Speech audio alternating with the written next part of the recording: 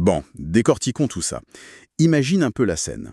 On est en 1986. Ah d'accord. Steve Jobs, qui est quand même l'un des entrepreneurs les plus exigeants et redoutés de la planète, vient de monter une nouvelle entreprise, Next. Et il demande à un designer hyper célèbre de lui proposer quelques options de logo. Classique et un appel d'offres, quoi. Voilà. Sauf que le designer en question le regarde droit dans les yeux et lâche un refus, mais catégorique. Il dit un truc du genre « Non, je vais résoudre votre problème et vous me paierez. Si vous voulez des options, allez voir quelqu'un d'autre. Mais je ne ferai qu'une seule proposition. » Ah ouais, le cran qu'il faut pour dire ça à Steve Jobs. C'est clair. Et du coup, c'est exactement ce dont on va parler aujourd'hui. On continue notre exploration de l'essentialisme et on s'attaque à l'étape la plus redoutée de tout le processus. L'art de dire non. Exactement. Parce qu'on a déjà vu comment identifier ce qui compte vraiment. Tu vois? Comment isoler l'essentiel du bruit ambiant. Ouais, ça c'est la théorie. C'est la partie facile en fait. Mais grave, hein. La théorie s'effondre souvent face à la réalité.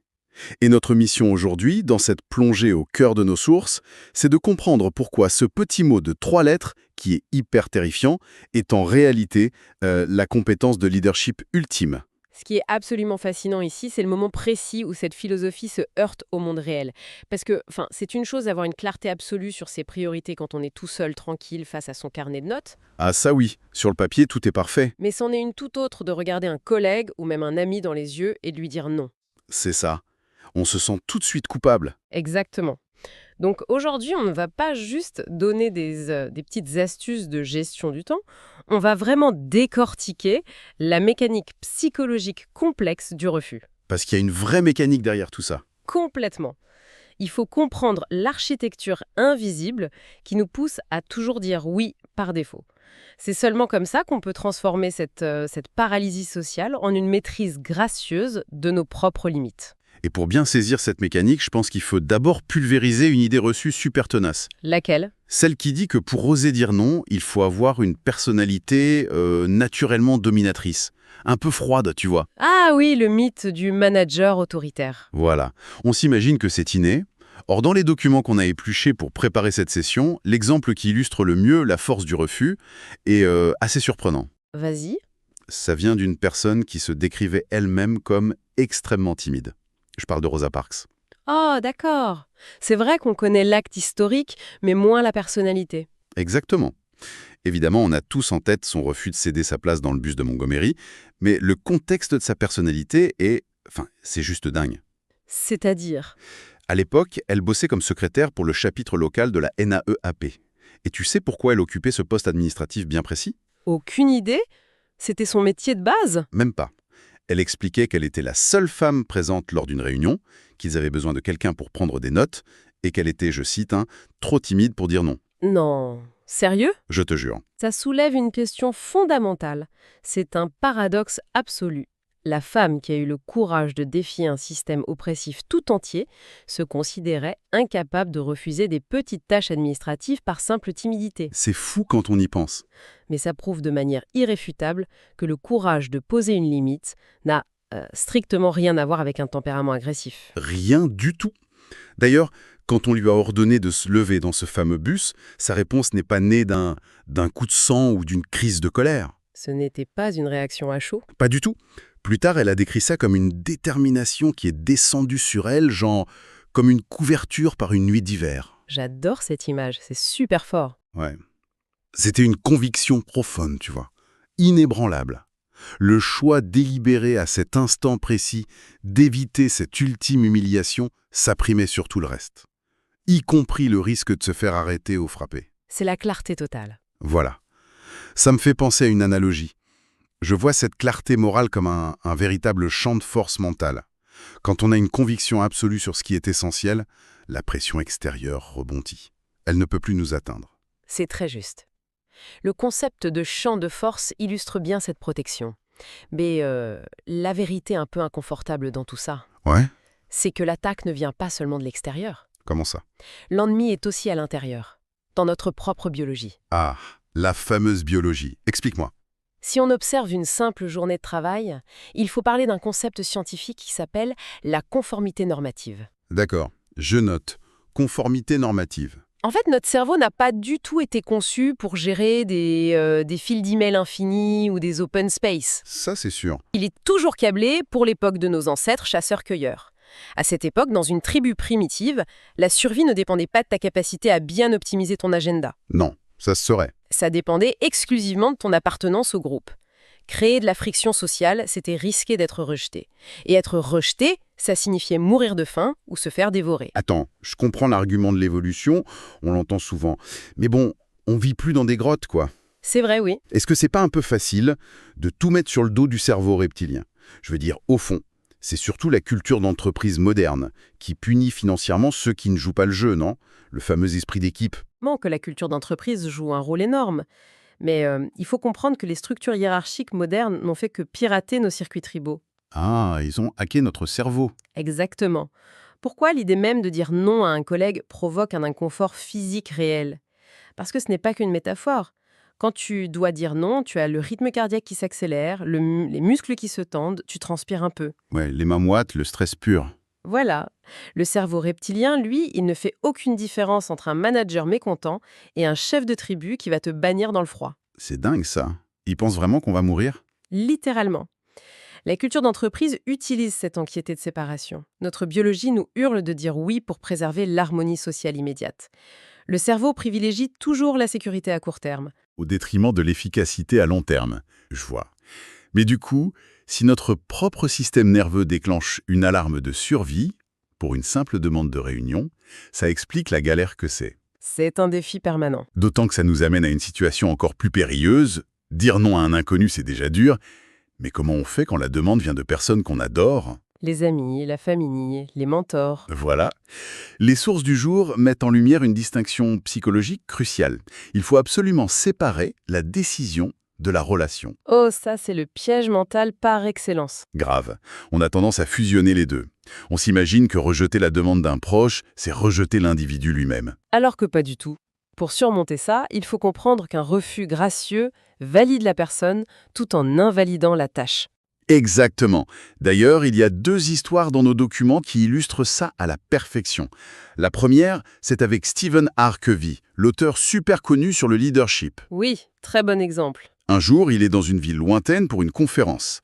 Et un de ses plus vieux amis l'appelle, hyper enthousiaste, pour l'inviter à dîner le soir même. Le genre de hasard qu'on adore en général. Sur le papier, c'est l'opportunité parfaite. Sauf que Covey avait fait une promesse à sa fille. Il devait aller manger une glace et voir un film. Le dilemme classique. Eh ben, il a choisi de décliner l'invitation de son vieil ami. Très clairement, sans tourner autour du pot, juste pour honorer l'engagement pris envers sa fille. Et son ami a compris, j'imagine. Totalement. Et le second exemple est encore plus fou, parce que ça se passe au sommet du monde professionnel. Ça concerne Peter Drucker. Le père du management moderne. J'adore cette anecdote. C'est un échange avec le professeur Mihaly Csikszentmihalyi. D'ailleurs, c'est presque ironique. Ce professeur écrit un livre sur la créativité et il contacte les esprits les plus brillants de son époque pour des interviews. Dont Drucker. Voilà. Et Drucker lui répond par une lettre d'intact, mais chirurgicale. Il commence par le valider à 100%. Il se dit honoré, très flatté, il admire ses travaux. La fameuse validation de la personne. C'est ça. Mais ensuite, le coup près tombe. Il explique que la seule raison pour laquelle il arrive à être productif, c'est justement parce qu'il refuse de participer à ce genre de choses. C'est brillant. En gros, il lui dit « Pour être créatif, je dois refuser de parler de créativité avec vous. C'est exactement ça. Il protège son temps. Mais là encore, je vais me faire l'avocat du diable. » Vas-y. Dans la vraie vie, avec l'anxiété sociale dont tu parlais tout à l'heure, refuser de manière aussi nette, ça risque de froisser l'ego de l'autre. C'est la peur qu'on a tous. Est-ce qu'un oui un peu vague, genre je vais essayer de m'arranger, mais je te promets rien », ce serait pas finalement plus diplomate? Un bon vieux lubrifiant social. Alors là, attention. Cette idée que le oui vague est une forme de gentillesse, c'est vraiment l'une des illusions les plus destructrices en matière de relations humaines. Ah bon? Carrément. Décortiquons ce qui se passe vraiment avec ce faux compromis. Si on répond « je vais essayer pour esquiver le malaise », il se passe quoi? On gagne un peu de temps. On crée surtout une dette invisible. La personne en face intègre cette possibilité. Elle compte sur nous. Ouais, c'est vrai qu'elle nous met dans ses plans. Et quand, 3 semaines plus tard, on finit par dire non parce qu'on n'a vraiment pas le temps, les dégâts sont démultipliés. On n'a pas seulement déçu l'attente, on a fait perdre du temps à l'autre. On a trahi sa confiance, en fait. Exactement. Le non clair et immédiat, c'est la marque du respect le plus profond. C'est dire « oui, Notre relation a trop de valeur pour que je te fasse une promesse en l'air qui finira en annulation de dernière minute. Ce qui fait une transition parfaite vers l'idée la plus contre-intuitive de notre sujet. Ce choix du respect profond, il a un prix d'entrée inévitable. Lesquels? Le sacrifice de la popularité à court terme. Ah, ça fait mal à l'ego. Et c'est là que ça devient vraiment intéressant. On retrouve notre designer, Paul Rand, avec Steve Jobs. Quand il refuse de donner plusieurs options de logo, ce n'est pas juste de l'arrogance. C'est un risque énorme qui illustre une véritable dynamique économique. Une dynamique économique. Comment ça? On peut comparer le respect à l'inflation. Si une banque centrale imprime des billets à l'infini pour faire plaisir à tout le monde, la monnaie perd sa valeur. C'est l'hyperinflation. D'accord, je vois où tu veux en venir. Eh bien, si quelqu'un dit oui à absolument toutes les requêtes pour rester populaire, son temps et son expertise perdent toute leur valeur perçue. C'est très vrai. Le syndrome du paillasson. Paul Rand, en posant une limite infranchissable, a introduit de la rareté. Et mécaniquement, la rareté fait exploser la valeur. Jobs n'a pas vu ça comme un affront, mais comme la preuve d'une intégrité professionnelle totale. Et il a fini par le respecter énormément. Il l'a décrit comme l'un des pros les plus brillants qu'il ait jamais rencontrés. Cette analogie de l'inflation est hyper pertinente. Pour bien l'intégrer, il faut vraiment observer notre environnement à travers un prisme, disons, transactionnel. Et sans que ce soit péjoratif, hein. C'est-à-dire, Dans n'importe quel bureau, tout le monde cherche toujours à vendre quelque chose. Pas un produit, mais une idée, l'urgence d'un projet ou juste le besoin de se décharger d'une tâche pénible. ah oui, refiler le bébé à quelqu'un d'autre. Voilà, l'agenda des autres cherche constamment à coloniser ton temps disponible. Poser une limite, c'est comme ériger une frontière douanière. J'aime bien l'idée de la douane. Le petit moment d'agacement que l'autre va ressentir face à ton non, il se dissipe hyper vite, parce qu'il est remplacé par une compréhension tacite check. Cette personne maîtrise ses priorités. Elle est aux commandes de son navire, quoi. Paradoxalement, on ne confie jamais les gros projets aux gens qui disent toujours oui, parce qu'on sait très bien qu'ils vont finir par craquer sous la charge. C'est tellement vrai. On donne les responsabilités à ceux qui savent évaluer leurs limites. Bon, la mécanique est claire, la biologie nous terrorise, le faux oui est une bombe à retardement, et l'inflation du oui détruit notre valeur. C'est un bon résumé. Mais sachant tout ça, comment on court-circuite notre propre alarme cérébrale en temps réel? Face à un client insistant, la théorie ne suffit plus. Il faut des outils concrets. Voilà. Et l'une des richesses des documents d'aujourd'hui, c'est qu'ils fournissent un vrai répertoire technique, une ingénierie verbale du refus à adapter selon le contexte. C'est crucial de se constituer cette fameuse boîte à outils. La première méthode est psychologiquement redoutable. C'est le silence gênant. Ouh, j'adore celle-là, mais elle est dure. Face à une demande excessive, au lieu de combler le vide direct par un oui paniqué, on s'impose de compter mentalement jusqu'à 3, en soutenant le regard, sans rien dire. C'est insoutenable. Je veux dire, l'être humain a une horreur viscérale du vide conversationnel. On a l'impression que la gravité augmente dans la pièce, tu vois. C'est exactement pour ça que ça marche. La nature a horreur du vide et l'anxiété sociale encore plus. C'est clair. En tolérant ce petit silence inconfortable, tu transfères la pression sur l'autre. Dans 90% des cas, la personne en face ne supporte pas ce vide et commence à négocier contre elle-même. Genre, elle va dire ouais, enfin, c'est peut-être un peu trop urgent. Laisse tomber. C'est ça, elle nuance sa demande, propose de l'aide ou réalise toute seule que c'est disproportionné. Le silence fait le tri à notre place. Magique. Mais pour ceux qui n'ont pas encore les nerfs d'acier pour le silence total, il y a la temporisation. Le classique laissez-moi vérifier mon agenda et je vous reviens. Très efficace aussi. Ça a l'air banal, mais si on repense à la neurobiologie de tout à l'heure, c'est génial. C'est un pare-feu. Un pare-feu cérébral. Oui, ça transfère la décision de l'amygdale, qui gère la survie face à l'autre, vers le cortex préfrontal, qui gère la logique. On achète le temps de redevenir rationnel. C'est un excellent mécanisme de sauvegarde. Et dans le même esprit asynchrone, il y a le rebond d'email en mode moine. Le mode moine, ça sonne bien. C'est quoi? Normalement, on met une réponse automatique quand on est en vacances. Là, l'idée, c'est de l'activer quand on est dans une phase de travail profond, même au bureau. Ah, genre, je suis là, mais je suis pas là. Exact. Le message dit « Je suis isolé sur un projet critique, je ne regarde pas mes mails. Si c'est une urgence vitale, voici comment me joindre. » Ça rééduque les autres en montrant que notre disponibilité n'est pas indue. C'est hyper puissant. Mais s'il y a bien une technique qui m'a bluffé dans nos sources, c'est la phrase « Oui, mais que dois-je déprioriser ?» Oh oui, la stratégie anti-hiérarchie. Dans une entreprise, refuser un truc à son boss, c'est presque un suicide politique. Pourquoi cette petite phrase est un tel tour de force? Exactement. Poser la question « Que dois-je déprioriser ?» c'est un électrochoc. Ça force l'autre à se confronter au coût d'opportunité, le fameux trade-off. C'est un pur transfert de charge mentale. On ne refuse pas de travailler, bien au contraire. On affirme vouloir faire un travail parfait, mais on rappelle que le temps est limité.